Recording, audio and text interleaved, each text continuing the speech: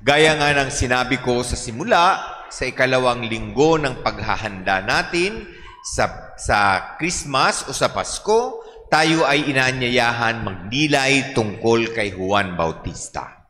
Si Juan Bautista ay isa sa mga Advent persons, no? Dahil ipinakikita niya sa atin kung paano mamuhay sa biyaya ng Adbyento, no? Mga bata, hindi pa po Christmas ha? Adbyento pa. Naghahanda pa tayo sa Christmas. Sino sa inyo dito nagdidieta? Nagda-diet para hindi tumaba? No. Okay. Sabi nila, kung gusto mong mag-dieta, alalahanin mo yung 3 S. Diba? 3 no S. Number 1, no sweets. No, huwag kang kakain ng matamis at ikaw ay bibilog. No? Tataba ka. Ano yung pangalawang S? No seconds. Ibig sabihin, pag kumuha ka na ng pagkain, tama na. Wala nang ikalawa, wala nang ikatlo, wala nang 4. Diba? That's the second S. The third S is no siesta. Yun. Tandaan nyo yan, no? Kung gusto nyong pumayat, no sweets, no seconds, no siesta. Yun. Sigurado yun. Papayat kayo. Tinan nyo ako. Kasi ako mahilig ako sa sweets. Diabetic nga ako eh. Kaya mahilig akong kumain ng matamis. Ngayon, bakit ko sinabi yun? Kasi sa Magis Deo, yan po yung community ko, meron din kaming 4S. No? Yung 4S, yun yung paalala sa amin ng paghahanda sa daan ni Kristo. Paano ba ang 4S para ipaghanda ang daan na tulad ni Juan Bautista, pinaghandaan ang daraanan ni Kristo para ito ay matuwid. So yung 4S namin is simplicity, sharing, service, and stewardship.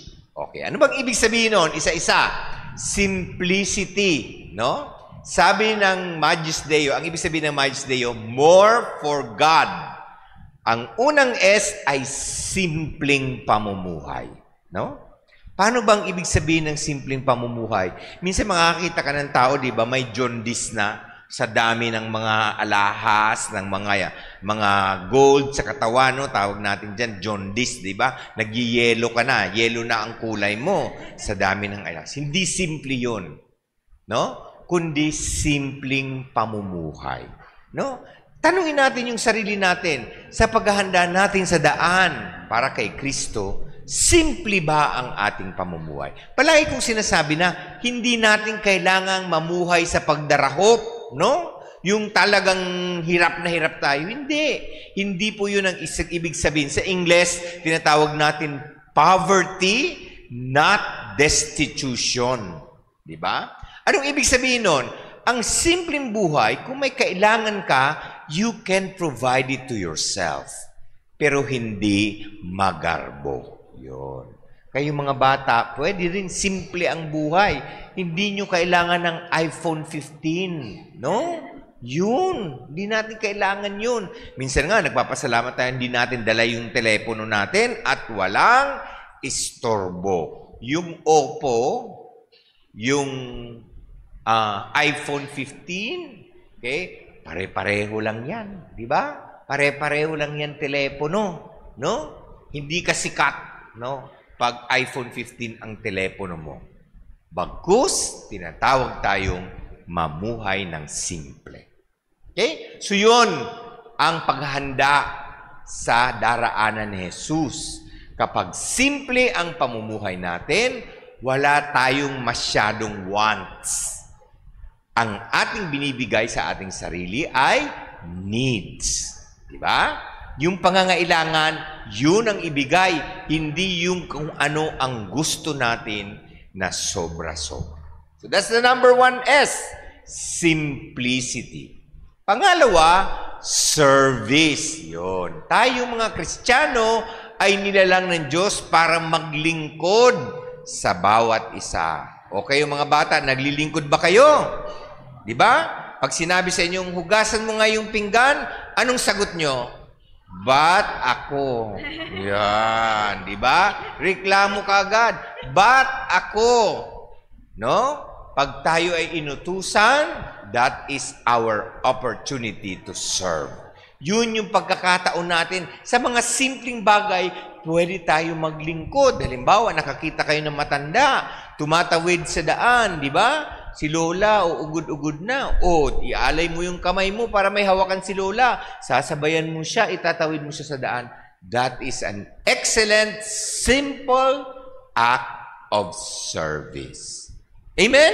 Amen. Yan. Simple, kahit bata ka pa, pwede ka na maghanda sa daraanan ng Diyos. Pangatlo, sharing. Yon. Pagbabahagi kung ano meron tayo. Hindi mo kailangan maging sobra-sobra para magbahagi, no? Diba minsan meron kayong classmate na walang baon? Diba? O, sharing is, sige hatiin natin itong pandesal na isang pandesal sa dalawa para tayong dalawa ay makakain. No? That is what we call sharing. No? Dati meron akong kaklase noon, kasi ako, tamad ako magdala ng gamit sa school. Pag may test, pahingi namang 1/4. Oh, di ba? Ay, ayaw magbigay. Hindi, ayaw ako magbigay. So, ayaw mag-sharing. No, di ba? Pero, joke lang yun. Pero, kung ano man meron tayo, kahit hindi sapat, pwede nating ibahagi. Lalong-lalo na doon sa mas nangangailangan sa atin. So, every time, sa bawat panahon na tayo ay nagbabahagi, dahil hindi lang sobra ang binabahagi, kundi kung ano ang pangangailangan ng ating kapwa, then we are able to prepare the way for the Lord. And finally, stewardship. Anong ibig sabihin nun? Yung stewardship ay isang disposisyon na hindi lahat ng bagay ay pag-aari natin. At totoong-totoo ito sa mga magulang, di ba? Mr. and Miss Feliciano, yung family natin dito, di ba? Yung anak nyo, hindi nyo pag-aari pag lumaki na. Di ba yun yung sasabihin na, oh, kaya kita ipinanganak kasi para paglingkuran mo ako. Hindi, di ba? Stewardship, iyon ay inialay sa atin ng Diyos para pangalagaan natin, pero walang kapalit. No? Yun ang ibig sabihin ng stewardship. Paalaga lang sa atin, pahiram, pati buhay natin ay ipinahiram lang sa atin ng Diyos. And I think that is the way to prepare the Lord.